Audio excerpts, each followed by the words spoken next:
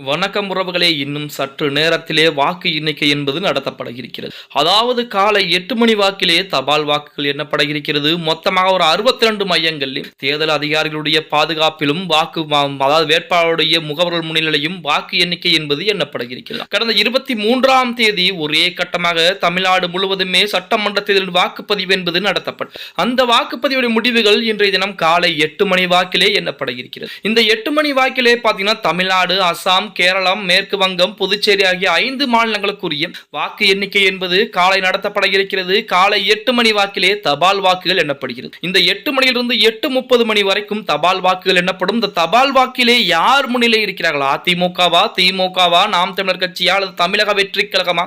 தபால் வாக்குகளிலே அதிக முன்னிலை பெறக்கூடிய நபர்களே இறுதியாக ஆட்சி அமைக்கக்கூடிய ஒரு சூழ்நிலை என்பது இருக்கும் என ஒரு ஐதீகமும் இருந்து கொண்டுதான் இருக்கிறது. அந்த ஐதீகத்தின்படி அதிமுகவிற்கு வரவேற்பு என்பது இருக்கிறதா? மக்கள், அதாவது அரசு அதிகாரிகளும் சரி, அது மட்டுமல்லாமல் வயதானவர்களும் சரி, ஊனமுற்றவர்களும் சரி, மற்ற வாக்களிக்க முடியாத நபர்களும் சரி இந்த தபால் வாக்குகளை செலுத்தியிருப்பாங்க. அந்த நபர்கள் அதிமுகவிற்கு ஆதரவாக இருக்கிறார்களா, அல்லது ஆளும் கட்சியான திமுகவிற்கு ஆதரவாக இருக்கிறார்களா, அல்லது தமிழக வெற்றி கழகத்திற்கு ஆதரவாக இருக்கிறார்களா என இன்னும் சரியாக ஒரே ஒரு மணி நேரத்தில் தெரிந்துவிடும் அப்படின்னே கூட சொல்லலாம்.